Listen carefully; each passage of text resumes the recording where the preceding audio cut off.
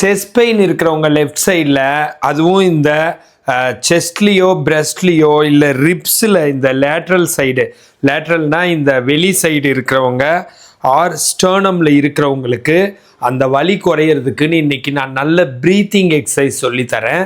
கழுத்துக்கான எக்ஸசைஸும் சொல்லித்தரேங்க. கண்டிப்பாக வலி குறையும். இந்த இடத்துல வலிக்கிறது, இந்த மேலே வலிக்கிறது, சிலருக்கு குத்துனா வலிக்குது, செஸ்ட்லேயும் சரி பிரெஸ்ட்லேயும் சரி. இப்படி குத்துனா பெயின் வர்றது, இந்த சைடில் வலி வர்றது, இந்த கீழே இந்த ரிப்ஸில் வர்றது, இந்த இடத்துல வலி வர்றது, அப்புறம் பால்பிட்டேஷன், டக் டக் டக்னு அடிக்கிற மாதிரி ரொம்ப பதட்டம் வந்தால் வர்றது. இதை சுற்றி வலி வர்றப்போ மோஸ்ட் ஆஃப் த பீப்புள் என்ன நினச்சிக்கிறாங்கன்னா அது ஹார்ட் ட்ரபிள் தான் அப்படின்னு நினச்சிட்டு நிறையா 30-40 இசிஜி எல்லாம் எடுத்துட்டு இல்லை எக்கோ ட்ரெட்மில் டெஸ்ட் இந்த மாதிரிலாம் எடுத்து ரொம்ப ஸ்ட்ரகிள் ஆகிட்டு ரொம்ப மன அழுத்தத்துக்கு உட்படுறாங்க.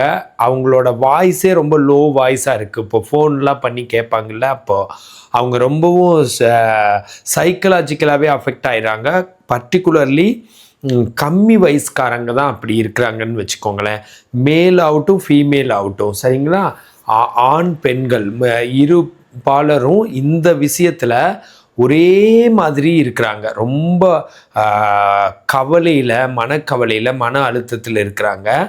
ஸோ அவங்களுக்கு நான் சொல்லிக்க விரும்புகிறது என்னென்னா, இது கண்டிப்பாக ஹார்ட் ப்ராப்ளம் கிடையாது. 95% மோஸ்ட் காமனாக இந்த மாதிரி வலியெல்லாம் பர்டிகுலர்லி கழுத்திலிருந்து வர்ற நரம்புனால, கழுத்தில் ஒரு ஸ்ட்ரெயின் ஆகி சர்வைக்கல்ங்கிறது சர்வைக்கலில் ஒரு அடிபட்டுட்டாலோ கட் ஆகிட்டாலோ கழுத்துக்கு கீழே எதுவுமே வேலை செய்யாது. 2 கை 2 கால் வேலை செய்யாது, யூரின் மோஷன் போகிறது தெரியாது, சென்சரி அண்ட் மோட்டாரெல்லாம் அஃபெக்ட் ஆயிரும்.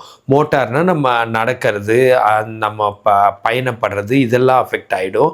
சென்சரினா சென்சேஷனே அஃபெக்ட் ஆயிரும், சரிங்களா. ஸோ அப்படி இருக்கிறப்போ அது ஏன் இந்த இடத்துல ஒரு பிரச்சனைனா, பக்கத்துலேயே இருக்கிற இந்த இடத்துல வலிக்காது, ஏன் உங்களுக்கு பால்பிட்டேஷன் வராது, ஏன் இந்த இடத்துல எல்லாம் ஒரு மரத்து போகிற மாதிரி உணர்வு வராது, சரிங்களா. அதனால் அங்கிருந்து வர்ற ட்ரபுளாக தான் இருக்குது.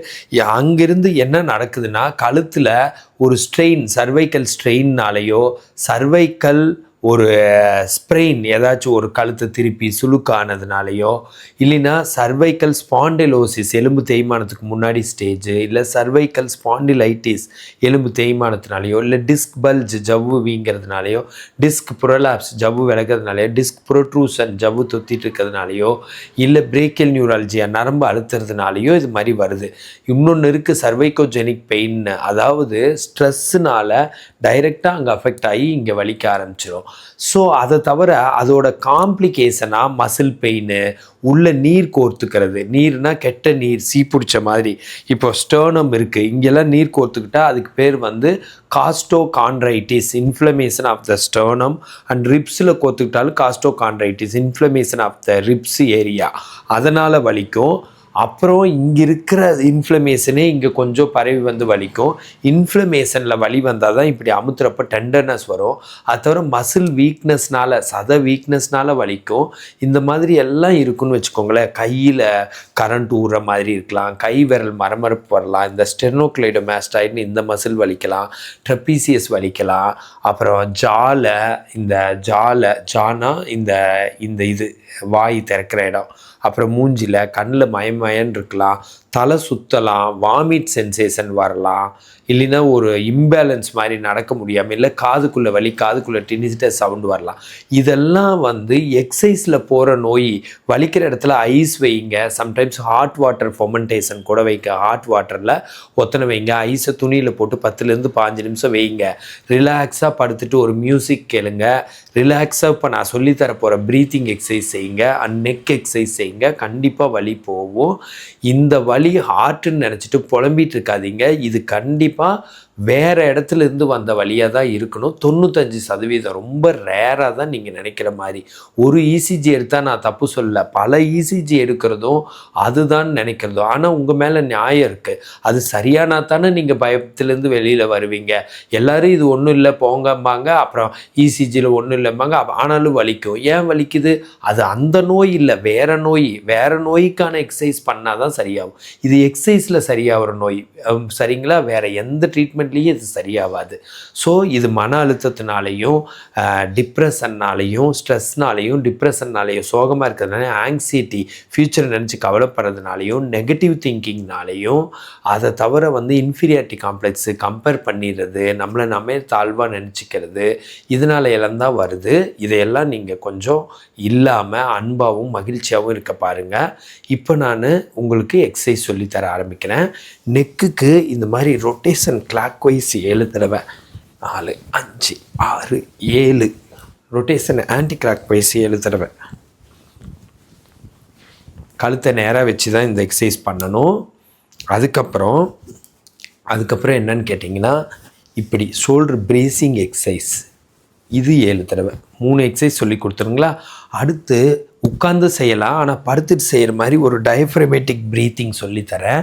மைல்டாக மியூசிக் எதுவும் உங்களுக்கு பிடிச்ச நல்ல ஒரு சாங்கு இல்லை ஸ்பிரிச்சுவல் சாமி பாட்டு இல்லை நல்ல மியூசிக்காக போட்டுக்கோங்க.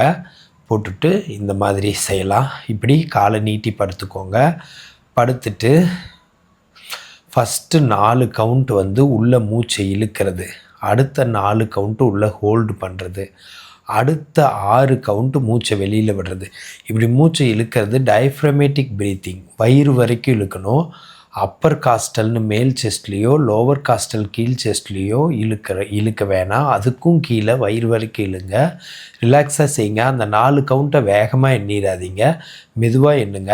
நான் ஃபஸ்ட்டு இப்படி காட்டுற 4 கவுண்ட் உள்ளே இழுக்கிறேன்னு அர்த்தம். ரெண்டாவது இப்படி காட்டுற 4 கவுண்ட் வந்து நான் உள்ளே ஹோல்டு பண்ணுறேன்னு அர்த்தம். மூணாவது இப்படி காட்டுற 6 கவுண்ட் வந்து நான் வெளியில் விடுறேன்னு அர்த்தம். இந்த மாதிரி 7 தடவை பண்ணணும். நான் இப்போ ஒரு 3 தடவை செஞ்சு காட்டுறேன்.